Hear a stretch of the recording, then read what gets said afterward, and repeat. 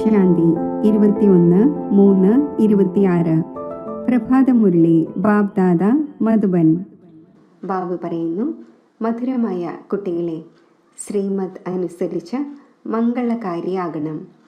എല്ലാവർക്കും സുഖത്തിനുള്ള വഴി പറഞ്ഞു കൊടുക്കണം. ചോദ്യം: ഏതൊരു പ്രകാരത്തിലുള്ള അശ്രദ്ധയും ഉണ്ടാകുന്നതിൻ്റെ മുഖ്യ കാരണം എന്താണ്? ഉത്തരം: ദേഹാഭിമാനം. ദേഹാഭിമാനം കാരണം തന്നെയാണ് കുട്ടികളിൽ നിന്നും വളരെയധികം തെറ്റുകൾ ഉണ്ടാകുന്നത്. അവർക്ക് സർവീസും ചെയ്യുവാൻ സാധിക്കുന്നില്ല. എല്ലാവരും വെറുക്കുന്ന തരത്തിലുള്ള കർമ്മം അവരിൽ നിന്നുണ്ടാകുന്നു. ബാബു പറയുന്നു, കുട്ടികളെ, ആത്മാഭിമാനിയാകൂ. അരുതാത്ത ഒരു കർമ്മവും ചെയ്യാതിരിക്കൂ. ഷീർഖണ്ഡ്, അതായത് പാലും കൽക്കണ്ടവും പോലെയായി സർവീസിൻ്റെ നല്ല നല്ല പ്ലാൻ തയ്യാറാക്കൂ. മുരളി കേട്ട് ധാരണ ചെയ്യൂ. ഇതിൽ വകവയ്ക്കാത്തവർ ആകരുത്. ഗീതം: ആകാശസിംഹാസനം ഉപേക്ഷിച്ച് വരൂ. ഓം ശാന്തി. ആത്മീയ കുട്ടികളെ പ്രതി ആത്മീയ പിതാവിൻ്റെ ശ്രീമദ്. ഇപ്പോൾ ഞാൻ എല്ലാ സെൻറ്റേഴ്സിലെ കുട്ടികളോടും സംസാരിച്ചു കൊണ്ടിരിക്കുന്നു. ത്രിമൂർത്തി, ചക്രം, വൃക്ഷം, ഏണിപ്പടി, ലക്ഷ്മി നാരായണൻ എന്നീ ചിത്രങ്ങളും കൃഷ്ണൻ്റെ ചിത്രവും, ഈ 6 ചിത്രങ്ങളാണ് മുഖ്യമായത്. ഇത് ഒരു പൂർണ്ണ എക്സിബിഷൻ പോലെയാണ്. ഇതിൽ മുഴുവൻ സാരവും വരുന്നു. നാടകത്തിലെ തിരശീല ഉണ്ടാക്കുന്നു അഡ്വർടൈസ് ചെയ്യുന്നതിനായി. അതൊരിക്കലും മഴയിലോ മറ്റോ കേടാകുന്നില്ല. അതുപോലെ ഈ മുഖ്യ ചിത്രങ്ങളും തയ്യാറാക്കേണ്ടതാണ്. കുട്ടികൾക്ക് ആത്മീയ സർവീസ് വർദ്ധിപ്പിക്കാനും ഭാരതവാസികളായ മനുഷ്യരുടെ മംഗളം ചെയ്യുന്നതിനും വേണ്ടി ശ്രീമത്ത് ലഭിക്കുന്നു. മംഗളകാരിയായ പരിധിയില്ലാത്ത പിതാവ് എന്ന് പാടുന്നുമുണ്ട്. അപ്പോൾ തീർച്ചയായും അമംഗളകാരിയായി ആരെങ്കിലും ഉണ്ടാകും. അത് കാരണമാണ് ബാബയ്ക്ക് വീണ്ടും വന്ന് മംഗളം ചെയ്യേണ്ടി വരുന്നത്. ആരുടെ മംഗളമാണോ ഉണ്ടായിക്കൊണ്ടിരിക്കുന്നത്, ആ ആത്മീയ കുട്ടികൾക്ക് ഈ കാര്യങ്ങൾ മനസ്സിലാക്കുവാൻ സാധിക്കും. നമ്മുടെ മംഗളം ഉണ്ടായതുപോലെ നമ്മൾ പിന്നെ മറ്റുള്ളവരുടെയും മംഗളം ചെയ്യണം. എങ്ങനെ മംഗളം ഉണ്ടാക്കട്ടെ എന്ന് ബാബയ്ക്കും ചിന്ത നടക്കുന്നത് പോലെ യുക്തികൾ പറഞ്ഞു തന്നുകൊണ്ടിരിക്കുന്നു. 6x9 സൈസിൻ്റെ ഷീറ്റിൽ ഈ ചിത്രം ഉണ്ടാക്കണം. ഡൽഹി പോലെയുള്ള നഗരങ്ങളിൽ പ്രത്യേകിച്ച് വളരെയധികം മനുഷ്യർ വരുന്നു. അവിടെ ഗവൺമെൻറ്റിൻ്റെ അസംബ്ലിയും മറ്റും നടക്കുന്നു. സെക്രട്ടേറിയറ്റിൻ്റെ ഭാഗത്ത് വളരെയധികം ആളുകൾ വരുന്നു. അവിടെ ഈ ചിത്രങ്ങൾ വയ്ക്കേണ്ടതാണ്. വളരെ പേരുടെ മംഗളം ചെയ്യുന്നതിനു വേണ്ടി ബാബ മതം നൽകുന്നു. ഇങ്ങനെ ടിൻ ഷീറ്റിൽ വളരെയധികം ചിത്രങ്ങൾ ഉണ്ടാക്കുവാൻ സാധിക്കും. ദേഹി അഭിമാനിയായി ബാബയുടെ സർവീസിൽ ഏർപ്പെടണം. ബാബ നിർദ്ദേശം നൽകുന്നു, ഈ ചിത്രം ഹിന്ദിയിലും ഇംഗ്ലീഷിലും ഉണ്ടാക്കണം. ഈ 6 ചിത്രങ്ങൾ മുഖ്യമായ സ്ഥാനങ്ങളിൽ വയ്ക്കണം. അഥവാ ഇങ്ങനെയുള്ള മുഖ്യ സ്ഥാനങ്ങളിൽ വയ്ക്കുകയാണെങ്കിൽ നിങ്ങളുടെ അടുക്കൽ 100 കണക്കിന് പേർ മനസ്സിലാക്കാനായി വരും. എന്നാൽ കുട്ടികളിൽ ദേഹാഭിമാനം ഉള്ളത് കാരണം വളരെയധികം തെറ്റുകൾ ഉണ്ടാകുന്നു. ഞാൻ പക്ക ദേഹി അഭിമാനിയാണ് എന്നാരും കരുതരുത്. തെറ്റുകളാണെങ്കിൽ വളരെയധികം ഉണ്ടാകുന്നു. സത്യം പറയുന്നില്ല. മനസ്സിലാക്കിച്ചു തരികയാണ്. ഇവരിൽ ദേഹാഭിമാനമുണ്ട് എന്ന് ആരെങ്കിലും മോശമായ വെറുപ്പ് കൊണ്ടുവരും വിധത്തിലുള്ള അരുതാത്ത ഒരു കാര്യവും ചെയ്യരുത്. നിങ്ങൾ സദാ യുദ്ധമൈതാനത്തിലാണ്. മറ്റ് സ്ഥാനങ്ങളിലാണെങ്കിൽ 10-20 വർഷം വരെയും യുദ്ധം നടക്കുന്നു. മായയോടുള്ള നിങ്ങളുടെ യുദ്ധം അന്തിമം വരെ നടക്കേണ്ടതുണ്ട്. എന്നാൽ ഗുപ്തമാണ്. അതിനെ ആർക്കും അറിയുവാൻ സാധിക്കില്ല. ഗീതയിൽ മഹാഭാരത യുദ്ധമുണ്ട്. അത് സ്ഥൂലമായി കാണിച്ചിരിക്കുന്നു. എന്നാൽ ഇത് ആത്മീയമാണ്. പാണ്ഡവരുടേത് ആത്മീയ യുദ്ധമാണ്. മറ്റത് ശാരീരിക യുദ്ധമാണ്. അത് പരംപിത പരമാത്മാവിനോട് വിപരീത ബുദ്ധിയാണ്. നിങ്ങൾ ബ്രാഹ്മണ കുലഭൂഷണരാണ് പ്രീതബുദ്ധി. നിങ്ങൾ മറ്റു കൂട്ടുകെട്ട് ഉപേക്ഷിച്ച് ഒരു ബാബയുടെ കൂട്ടുകെട്ടിൽ യോജിപ്പിച്ചിരിക്കുന്നു. വളരെ തവണ ദേഹാഭിമാനം വരുന്നത് കാരണം മറന്നുപോകുന്നു. പിന്നെ തൻ്റെ തന്നെ പദവി ഭ്രഷ്ടമാക്കി കളയുന്നു. പിന്നീട് അന്തിമത്തിൽ വളരെയധികം പശ്ചാത്തപിക്കേണ്ടി വരും. ഒന്നും ചെയ്യുവാൻ സാധിക്കില്ല. ഇത് കൽപ്പകൽപ്പങ്ങളിലെ പന്തയമാണ്. ഈ സമയം ആരെങ്കിലും അരുതാത്ത കാര്യം ചെയ്യുകയാണ് എങ്കിൽ കൽപ്പകൽപ്പാന്തരങ്ങളിലേക്ക് പദവി ഭ്രഷ്ടമായി പോകുന്നു. വളരെയധികം നഷ്ടമുണ്ടാകുന്നു. ബാബ പറയുന്നു, മുൻപ് നിങ്ങൾ 100% നഷ്ടത്തിലായിരുന്നു. ഇപ്പോൾ ബാബ 100% നേട്ടത്തിലേക്ക് കൊണ്ടുപോകുന്നു. അപ്പോൾ ശ്രീമത്ത് അനുസരിച്ച് നടക്കണം. ഓരോ കുട്ടിയും മംഗളകാരിയാകണം. എല്ലാവർക്കും സുഖത്തിനുള്ള വഴി പറഞ്ഞു കൊടുക്കണം. സുഖമുള്ളത് സ്വർഗത്തിലാണ്, നരകത്തിൽ ദുഃഖമാണ്. എന്തുകൊണ്ട്? ഇത് വിഷ്യസ് വേൾഡാണ്. അത് വൈസ്ലെസ് ആയിരുന്നു. ഇപ്പോൾ വിഷ്യസ് ലോകമായിരിക്കുന്നു, വികാരി ലോകമായിരിക്കുന്നു. പിന്നെ ബാബ നിർവികാരിയാക്കുന്നു. ഈ കാര്യങ്ങൾ ലോകത്തിൽ ആരും അറിയുന്നില്ല. മുഖ്യമായ ഈ ചിത്രങ്ങൾ പെർമനന്റ് സ്ഥാനങ്ങളിൽ വയ്ക്കേണ്ടത് ആവശ്യമാണ്. ആദ്യത്തെ നമ്പറായി ഡൽഹിയാണ് മുഖ്യം. സെക്കൻഡ് ബോംബെ, കൽക്കട്ട.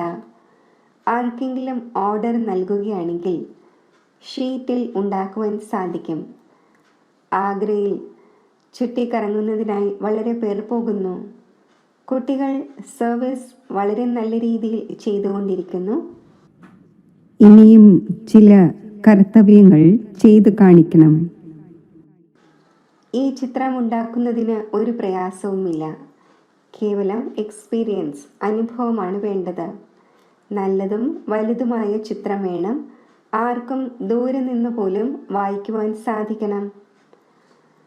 സൃഷ്ടിചക്രവും വലുത് ഉണ്ടാക്കുവാൻ സാധിക്കും. സുരക്ഷിതമായി വയ്ക്കേണ്ടി വരും. അത് ആരും കേടാക്കരുത്. യജ്ഞത്തിൽ അസുരന്മാരുടെ വിഘ്നം വരുന്നു. കാരണം ഇത് പുതിയ കാര്യങ്ങളാണ്. ഈ കട തുറന്നിരിക്കുകയാണ്. ഒടുവിൽ എല്ലാവർക്കും മനസ്സിലാകും നമ്മൾ ഇറങ്ങി വന്നിരിക്കുന്നു. തീർച്ചയായും ചില കുറവുകളുണ്ട്. ബാബ മംഗളകാരിയാണ്. ഭാരതത്തിൻ്റെ മംഗളം എങ്ങനെ എപ്പോൾ ഉണ്ടായി എന്ന് ആ ഒന്നിന് പറഞ്ഞു തരാൻ സാധിക്കും. ഭാരതത്തെ ആരാണ് തമോ പ്രധാനാക്കുന്നത്? വീണ്ടും സദോ പ്രധാനം ആരാക്കുന്നു? ഈ ചക്രം എങ്ങനെ തിരിയുന്നു? ഇതാരും അറിയുന്നില്ല. സംഗമത്തെയും അറിയുന്നില്ല. ഭഗവാൻ യുഗങ്ങൾ തോറും വരുന്നു എന്ന് മനസ്സിലാക്കുന്നു. ചിലപ്പോൾ പറയുന്നു ഭഗവാൻ നാമരൂപത്തിൽ നിന്നും വേറിട്ടതാണ്. പ്രാചീന ഭാരതം സ്വർഗമായിരുന്നു.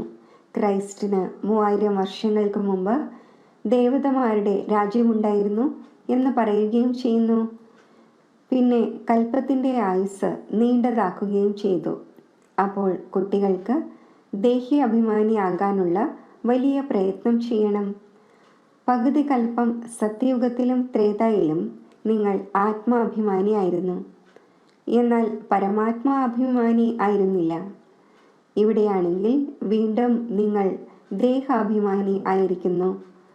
പിന്നെ ദേഹി അഭിമാനി ആകേണ്ടി വരും. യാത്ര എന്ന വാക്കുമുണ്ട്, പക്ഷെ അർത്ഥം മനസ്സിലാക്കുന്നില്ല. മന്മനാഭവയുടെ അർത്ഥമാണ് ആത്മീയ യാത്രയിലിരിക്കൂ. ഹേ ആത്മാക്കളെ, പിതാവായ എന്നെ ഓർമ്മിക്കൂ. കൃഷ്ണന് ഇങ്ങനെ പറയുവാൻ സാധിക്കില്ല. കൃഷ്ണന് എങ്ങനെ ഗീതയുടെ ഭഗവാനാകുവാൻ സാധിക്കും? ആ ഒന്നിൻ്റെ മേൽ ഒരു കളങ്കവും ചാർത്തുവാൻ സാധിക്കില്ല. ഇതും ബാബ മനസ്സിലാക്കിച്ചു തന്നിട്ടുണ്ട്. എപ്പോഴാണോ പടികൾ ഇറങ്ങിയത് അപ്പോൾ പകുതി കൽപ്പം കാമചിതയിലിരുന്ന് കറുത്തു പോകുന്നു. ഇപ്പോൾ അയൺ ഏജാണ്. അവരുടെ സമ്പ്രദായം കറുത്ത് തന്നെയായിരിക്കും. എന്നാൽ എല്ലാവരുടെയും വെളുത്ത രൂപം എങ്ങനെ ഉണ്ടാക്കുവാനാകും? ചിത്രങ്ങളും മറ്റും ഉണ്ടാക്കിയിരിക്കുന്നത് അവിവേകത്തിൻ്റെതാണ്. കൃഷ്ണനെ തന്നെ ശ്യാമമെന്നും പിന്നെ സുന്ദരമെന്നും പറയുക ഇതെങ്ങനെ സാധ്യമാകും? അവരെ പറയുന്നത് തന്നെ അന്ധവിശ്വാസത്തോടെ പാവകളുടെ പൂജ ചെയ്യുന്നവർ എന്നാണ്. പാവകൾക്ക് നാമം, രൂപം, ഓക്യുപ്പേഷൻ തുടങ്ങിയവ ഉണ്ടാവുക സാധ്യമല്ല. നിങ്ങളും ആദ്യം പാവകളുടെ പൂജ ചെയ്തിരുന്നുവല്ലോ. അർത്ഥം ഒന്നും തന്നെ മനസ്സിലാക്കിയിരുന്നില്ല. ബാബു മനസ്സിലാക്കിച്ചു തന്നിരിക്കുന്നു. എക്സിബിഷൻ്റെ മുഖ്യ ചിത്രങ്ങൾ തയ്യാറാകണം, കമ്മിറ്റി ഉണ്ടാകണം. അവർ എക്സിബിഷന് പിന്നാലെ എക്സിബിഷൻ നടത്തിക്കൊണ്ടിരിക്കണം. ബന്ധനമുക്തമായവർ ധാരാളമുണ്ട്. കന്യകമാർ ബന്ധനമുക്തമാണ്. വാനപ്രസ്ഥികളും ബന്ധനമുക്തമാണ്. അപ്പോൾ കുട്ടികൾ ഡയറക്ഷൻ പ്രാക്ടിക്കലിൽ കൊണ്ടുവരേണ്ടതാണ്. ഇതാണ് ഗുപ്ത പാണ്ഡവർ. ആർക്കും തിരിച്ചറിയുവാൻ സാധിക്കുന്നില്ല. ബാബയും ഗുപ്തമാണ്, ജ്ഞാനവും ഗുപ്തമാണ്. അവിടെ മനുഷ്യർക്ക് ജ്ഞാനം നൽകുന്നു. ഇവിടെ പരമാത്മാവായ പിതാവ് ആത്മാക്കൾക്ക് ജ്ഞാനം നൽകുന്നു. എന്നാൽ ആത്മാവാണ് ജ്ഞാനം എടുക്കുന്നത് എന്ന് മനസ്സിലാക്കുന്നില്ല. കാരണം അവർ ആത്മാവിനെ നിർലേപം എന്ന് പറയുന്നു. വാസ്തവത്തിൽ ആത്മാവ് തന്നെയാണ് സർവ്വതും ചെയ്യുന്നത്. പുനർജന്മം ആത്മാവാണ് എടുക്കുന്നത് കർമ്മങ്ങളനുസരിച്ച്. ബാബ ഈ എല്ലാ പോയിന്റ്സും നല്ല രീതിയിൽ ബുദ്ധിയിലേക്ക് ഇടുന്നു. എല്ലാ സെൻറ്റേഴ്സിലും നമ്പർ ബാറായാണ് ദേഹി അഭിമാനി ആയിരിക്കുന്നത്. അവർ നല്ല രീതിയിൽ മനസ്സിലാക്കുന്നു, പിന്നെ മനസ്സിലാക്കിച്ചു കൊടുക്കുന്നു. ദേഹാഭിമാനികൾ ഒന്നും മനസ്സിലാക്കുന്നില്ല, മനസ്സിലാക്കിച്ചു കൊടുക്കാനും സാധിക്കുന്നില്ല. ഞാൻ ഒന്നും മനസ്സിലാക്കുന്നില്ല, ഇതും ദേഹാഭിമാനമാണ്. നിങ്ങൾ ആത്മാവാണ്. ബാബ ആത്മാക്കൾക്കാണ് ഇരുന്ന് മനസ്സിലാക്കിച്ചു തരുന്നത്. ബുദ്ധി തുറന്നു വരണം. ഭാഗ്യത്തിലില്ല എങ്കിൽ തുറക്കുന്നതേയില്ല. ബാബ പുരുഷാർത്ഥം ചെയ്യിക്കുന്നു, പക്ഷേ ഭാഗ്യത്തിലില്ല എങ്കിൽ പുരുഷാർത്ഥവും ചെയ്യുന്നില്ല. വളരെ സഹജമാണ്. അൽഫിനെയും ബേയും മനസ്സിലാക്കണം. പരിധിയില്ലാത്ത ബാബയിൽ നിന്നും സമ്പത്ത് ലഭിക്കുന്നു. നിങ്ങൾ ഭാരതവാസികളെല്ലാം ഗോഡ്ഡസ് ആയിരുന്നു. പ്രജകളും ഇങ്ങനെയായിരുന്നു. ഈ സമയം പതീതമായിരിക്കുന്നു. എത്ര മനസ്സിലാക്കിച്ചു തരുന്നു. സ്വയം ആത്മാവാണ് എന്ന് മനസ്സിലാക്കി ബാബയെ ഓർമ്മിക്കൂ. ബാബു പറയുന്നു, കുട്ടികളെ, ഞാൻ നിങ്ങളെ ഗോഡ്ഡസ് ആക്കി. നിങ്ങളിപ്പോൾ എന്തായി തീർന്നിരിക്കുന്നു? ഇതാണ് കുംഭി പാക്ക നരകം. വിഷയവൈതരണി നദിയിൽ മനുഷ്യരെയും മൃഗങ്ങളെയും പക്ഷികളെയും മറ്റുമെല്ലാം ഒരേപോലെ കാണിക്കുന്നു. ഇവിടെയാണെങ്കിൽ മനുഷ്യർ കൂടുതൽ മോശമായിരിക്കുന്നു. മനുഷ്യനിൽ എത്ര ക്രോധമാണുള്ളത്. ലക്ഷക്കണക്കിന് പേരെ കൊല്ലുന്നു. ഭാരതം വേശ്യാലയമായിരിക്കുന്നു. വീണ്ടും ഇതിനെ ശിവാലയമാക്കുന്നത് ശിവ് ബാബ തന്നെയാണ്. ബാബ എത്ര നല്ല രീതിയിൽ മനസ്സിലാക്കിച്ചു തരുന്നു. ഡയറക്ഷൻ നൽകുന്നു. ഇങ്ങനെയെല്ലാം ചെയ്യൂ, ചിത്രങ്ങൾ ഉണ്ടാക്കൂ. പിന്നെ ആരാണോ വലിയ വലിയ ആളുകൾ അവർക്ക് മനസ്സിലാക്കിച്ചു കൊടുക്കൂ. ഈ പ്രാചീന യോഗം, പ്രാചീന നോളജ് എല്ലാവരും കേൾക്കേണ്ടതാണ്. ഹാൾ എടുത്ത് എക്സിബിഷൻ വെക്കണം. അവർ പൈസയൊന്നും വാങ്ങാൻ പാടില്ലാത്തതാണ്. അവരോട് പറയണം, എങ്കിലും എത്ര ശരിയാണ് എന്ന് തോന്നുന്നുവോ ആ വാടക എടുത്തുകൊള്ളൂ. ചിത്രങ്ങൾ താങ്കൾ നോക്കൂ. അവർ ചിത്രങ്ങൾ കാണുമ്പോൾ പിന്നെ ഉടൻ പൈസ തിരിച്ചു തരും. കേവലം യുക്തിയോടെ മനസ്സിലാക്കിച്ചു കൊടുക്കണം. അതോറിറ്റി കയ്യിലിരിക്കുകയാണല്ലോ. വേണമെങ്കിൽ എല്ലാം ചെയ്യുവാൻ സാധിക്കും. അവരിത് മനസ്സിലാക്കുന്നില്ല. വിനാശകാലെ വിപരീത ബുദ്ധി വിനാശം പ്രാപിച്ചു. പാണ്ഡവർ ഭാവിയിൽ പദവി നേടി. ആ രാജ്യം പിന്നീട് ഭാവിയിൽ ഉണ്ടാകും, ഇപ്പോൾ ഉണ്ടാവുകയില്ല. ഈ കെട്ടിടങ്ങളും മറ്റുമെല്ലാം തകരും. ഇപ്പോൾ ബാബു മനസ്സിലാക്കിച്ചു തന്നു. എക്സിബിഷനും നടത്തേണ്ടതാണ്. നന്നായി നല്ല രീതിയിൽ കാർഡിൽ ക്ഷണം നൽകണം. നിങ്ങൾ ആദ്യം വലിയ ആളുകൾക്ക് മനസ്സിലാക്കിച്ചു കൊടുക്കൂ. അപ്പോൾ സഹായിക്കുകയും ചെയ്യും. അല്ലാതെ ഉറങ്ങിയിരിക്കരുത്. പല കുട്ടികളും ദേഹാഭിമാനത്തിൽ ഉറങ്ങിക്കൊണ്ടിരിക്കുന്നു. കമ്മിറ്റി ഉണ്ടാക്കി പാലും കൽക്കണ്ടവും പോലെയായി പ്ലാൻ തയ്യാറാക്കണം. പിന്നെ മുരളി പഠിക്കുകയില്ലെങ്കിൽ ധാരണ എങ്ങനെ ഉണ്ടാകും? വളരെ പേർ ഇങ്ങനെ വകവയ്ക്കാത്തവരാണ്. ശരി, മധുരമധുരമായ സിഖില്ലതെ കുട്ടികൾക്ക് മാതാവും പിതാവുമായ ബാബ് ദാദയുടെ സ്നേഹസ്മരണകൾ. Good morning. ആത്മീയ പിതാവിൻ്റെ ആത്മീയ കുട്ടികൾക്ക് നമസ്തേ. ധാരണയ്ക്കുള്ള മുഖ്യസാരം: ദേഹി അഭിമാനിയായി സർവീസിൻ്റെ ഭിന്ന ഭിന്ന യുക്തികൾ കണ്ടെത്തണം. പരസ്പരം ഷീർഖണ്ഡായി സർവീസ് ചെയ്യണം. ബാബ മംഗളകാരിയാണ്, അതേപോലെ മംഗളകാരിയാകണം. പ്രീതബുദ്ധിയായി മറ്റു കൂട്ടുകെട്ട് ഉപേക്ഷിച്ച് ഒരു കൂട്ടുകെട്ട് യോജിപ്പിക്കണം. കൽപ്പാന്തരങ്ങളിലേക്ക് നഷ്ടമുണ്ടാകും വിധത്തിലുള്ള അരുതാത്ത ഒരു കാര്യവും ചെയ്യരുത്. വരദാനം: പരിധിയില്ലാത്ത വൈരാഗ്യ വൃത്തിയിലൂടെ നഷ്ടോമോഹ സ്മൃതി സ്വരൂപം ആകുന്ന അജഞ്ചലവും ആടാത്തവരുമായി ഭവിക്കട്ടെ. ആരാണോ സദാ പരിധിയില്ലാത്ത വൈരാഗ്യ വൃത്തിയിൽ ഇരിക്കുന്നത്, അവർ ഒരിക്കലും ഏതെങ്കിലും ദൃശ്യം കണ്ട് ഭയപ്പെടുകയോ കുലുങ്ങുകയോ ചെയ്യില്ല. സദാ അജഞ്ചലവും ആടാത്തവരും ആയി ഇരിക്കുന്നു. കാരണം പരിധിയില്ലാത്ത വൈരാഗ്യ വൃത്തിയിലൂടെ നഷ്ടമോഹ സ്മൃതി സ്വരൂപമായി മാറുന്നു. അഥവാ കുറച്ചൊക്കെ എന്തെങ്കിലും കണ്ട് അംശമാത്ര പോലും ചഞ്ചലത ഉണ്ടാകുന്നുവെങ്കിൽ, അല്ലെങ്കിൽ മോഹം ഉൽപ്പന്നമാകുന്നുവെങ്കിൽ, അംഗത്തിന് സമാനം അചഞ്ചലവും ആടാത്തതും എന്ന് പറയില്ല. പരിധിയില്ലാത്ത വൈരാഗ്യവൃത്തിയിൽ ഗംഭീരതയോടൊപ്പം രമണീകതയും അടങ്ങിയിട്ടുണ്ട്. സ്ലോഗൻ: രാജ്യ അധികാരിയോടൊപ്പം പരിധിയില്ലാത്ത വൈരാഗി ആയി ഇരിക്കുക. ഇത് തന്നെയാണ് രാജഋഷിയുടെ അടയാളം. മാതേശ്വരി ജിയുടെ അമൂല്യ മഹാവാക്യങ്ങൾ. ആത്മാവ് ഒരിക്കലും പരമാത്മാവിൻ്റെ അംശമാവുക സാധ്യമല്ല.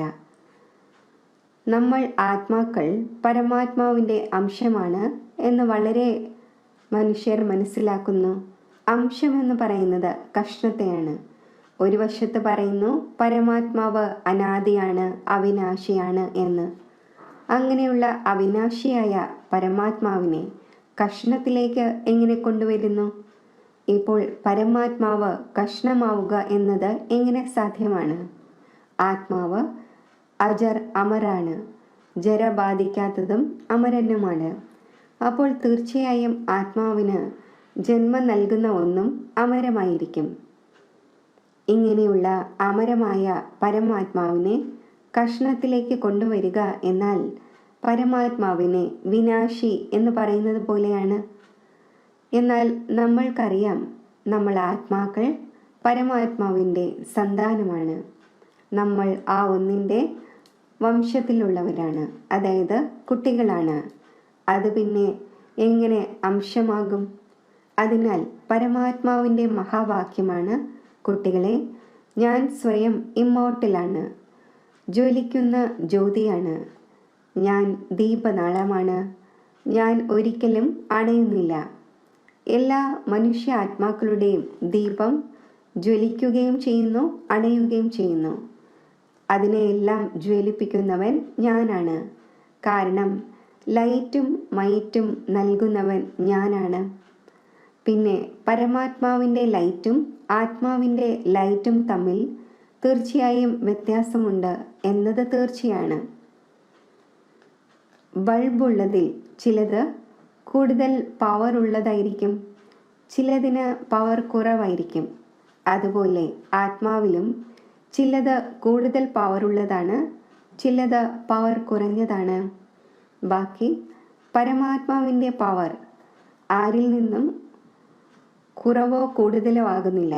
അതിനാലാണ് പരമാത്മാവിനെ കുറിച്ച് പറയുന്നത് പരമാത്മാവ് സർവശക്തിവാനാണ്, അതായത് സർവ ആത്മാക്കളേക്കാൾ ആ ഒന്നിൽ ശക്തി കൂടുതലാണ്. ആ ഒന്ന് സൃഷ്ടിയുടെ അന്തിമത്തിൽ വരുന്നു.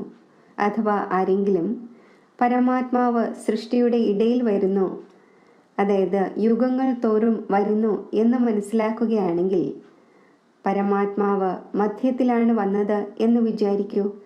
എങ്കിൽ പരമാത്മാവ് സർവരേക്കാൾ എങ്ങനെ ശ്രേഷ്ഠമായി? പരമാത്മാവ് യുഗം തോറും വരുന്നു എന്നാരെങ്കിലും പറയുകയാണെങ്കിൽ പരമാത്മാവ് അടിക്കടി തൻ്റെ ശക്തി പ്രയോഗിക്കുന്നു എന്ന് മനസ്സിലാക്കണമോ? ഇങ്ങനെ സർവശക്തിവാന്റെ ശക്തി ഇത്രത്തോളമാണ് ഉള്ളതെങ്കിൽ, അഥവാ ഇടയിൽ വച്ച് തന്നെ തൻ്റെ ശക്തി കൊണ്ട് എല്ലാവർക്കും ശക്തി അഥവാ സദ്ഗതി നൽകുകയാണ് എങ്കിൽ പിന്നെ ആ ഒന്നിൻ്റെ ശക്തി നിലനിൽക്കേണ്ടതാണ്. വീണ്ടും എന്തുകൊണ്ട് ദുർഗതി പ്രാപിക്കുന്നു? അപ്പോൾ ഇതിലൂടെ സിദ്ധമാകുന്നത് പരമാത്മാവ് യുഗങ്ങൾ തോറും വരുന്നില്ല എന്നതാണ്. അതായത് ഇടയ്ക്കിടയ്ക്ക് വരുന്നില്ല. ആ ഒന്ന് വരുന്നത് കൽപ്പത്തിൻ്റെ അന്തിമ സമയത്താണ്. ഒരേ ഒരു തവണയാണ് തൻ്റെ ശക്തി കൊണ്ട് സർവരുടെയും സദ്ഗതി ചെയ്യുന്നത്. പരമാത്മാവ് ഇത്രയും വലിയ സർവീസ് ചെയ്തിട്ടുണ്ട്. അതിനാലാണ് ആ ഒന്നിൻ്റെ സ്മാരകമായി വലിയ ശിവലിംഗം ഉണ്ടാക്കിയിരിക്കുന്നത്, ഇത്രയും പൂജ ചെയ്യുന്നത്. അപ്പോൾ തീർച്ചയായും പരമാത്മാവ് സത്യവുമാണ്, ചൈതന്യവുമാണ്, ആനന്ദ സ്വരൂപവുമാണ്. ശരി. ഓം ശാന്തി. അവ്യക്ത സൂചന: നിശ്ചയത്തിൻ്റെ ഫൗണ്ടേഷൻ ശക്തമാക്കി സദാ നിർഭയവും നിശ്ചിന്തവുമായിരിക്കൂ. വ്യർത്ഥ സങ്കല്പത്തിൻ്റെയോ സംശയത്തിൻ്റെയോ മാർജിൻ ഉണ്ടെങ്കിൽ പോലും സമർത്ഥ സങ്കല്പം നടക്കണം. സദാ ബാബ രക്ഷകനാണ്, മംഗളകാരിയാണ്. ഈ നിശ്ചയത്തിൻ്റെ വിജയം തീർച്ചയായും ഉണ്ടാകുന്നു. അപ്പോൾ ക്വസ്റ്റ്യൻ മാർക്കിൻ്റെ വളഞ്ഞ വഴി സ്വീകരിക്കാതെ സദാ മംഗളത്തിൻ്റെ ബിന്ദു ഇടൂ. Full stop. ഈ വിധിയിലൂടെ ഓരോ കാര്യവും സഹജവും ആകും, സിദ്ധിയും പ്രാപ്തമാകും. ഓം ശാന്തി.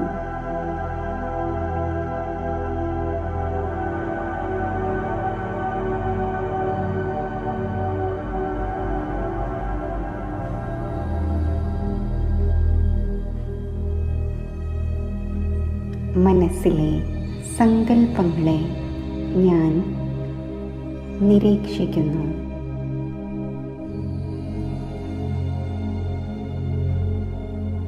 എൻ്റെ സങ്കല്പങ്ങളെ നിരീക്ഷിക്കുമ്പോൾ സങ്കല്പങ്ങളുടെ വേഗത സാവധാനത്തിൽ ആകുന്നു.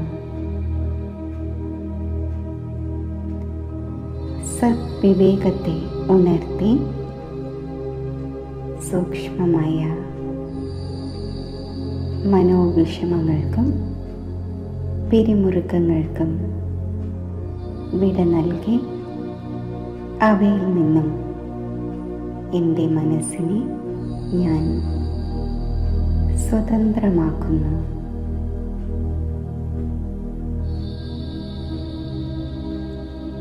വിപരീത സാഹചര്യങ്ങളെയും വിഘ്നങ്ങളെയും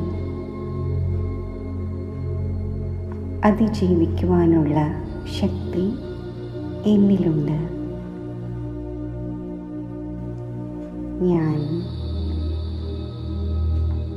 എല്ലാ വ്യർത്ഥ വികൽപ്പങ്ങൾക്കും വിരാമമിട്ട് എൻ്റെ നിജസ്വരൂപത്തിലേക്ക് ശ്രദ്ധ കേന്ദ്രീകരിക്കുന്നു. ഒരു അലൗകിക പ്രകാശബിന്ദുവായി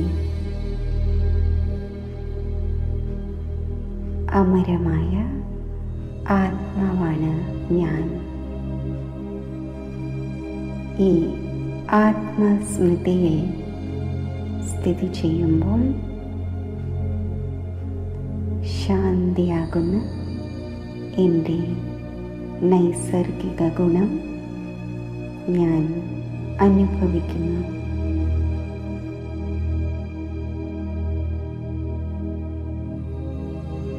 എന്നിൽ നിന്നും ശാന്തിയുടെ പ്രകാശവീചികൾ നാനാ ദിശകളിലേക്കും വ്യാപിക്കുന്നു. ഈ സ്ഥിതിയിലിരുന്ന് ദേഹത്തിൽ നിന്നും ദേഹത്തിൻ്റെ ലോകത്തിൽ നിന്നും ബുദ്ധിയുടെ ബന്ധം വേർപെടുത്തി പരമധാമം ആകുന്ന ആത്മഗ്രഹത്തിലേക്ക് സങ്കല്പത്തിലൂടെ യാത്ര ചെയ്യുന്നു. സർവത്ര ശാന്തതയും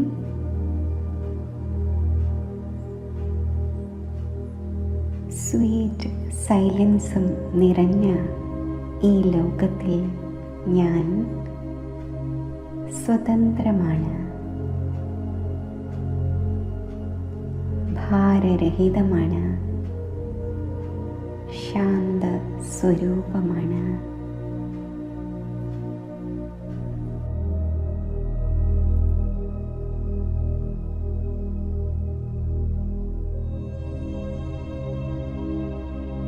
നിശബ്ദതയുടെ ഈ ധാമത്തിൽ സ്ഥിതി ചെയ്യുമ്പോൾ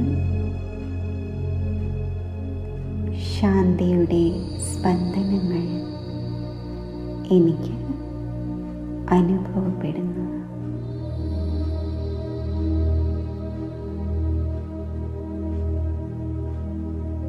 ആ ദിവ്യമായ ശാന്തിയുടെ സ്രോതസ്സായ ശിവപരമാത്മാവിൻ്റെ സമീപം സ്ഥിതി ചെയ്യുന്നു.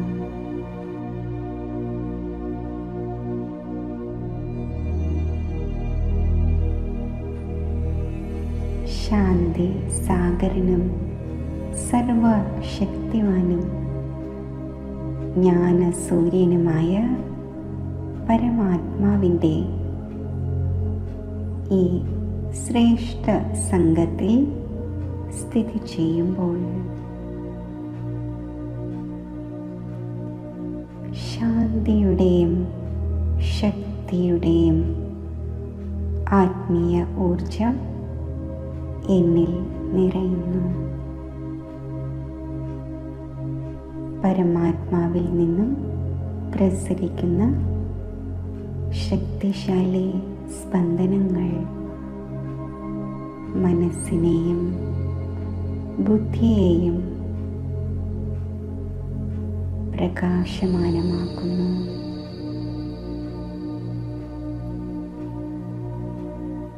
അഗ്നിക്ക് പരിവർത്തന ശക്തി ഉണ്ടായിരിക്കുന്നത് പോലെ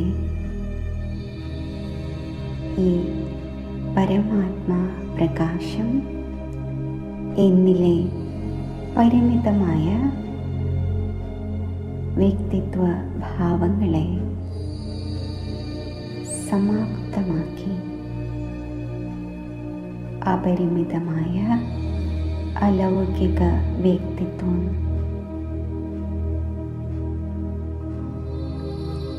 എമർജ് ആക്കുന്നു.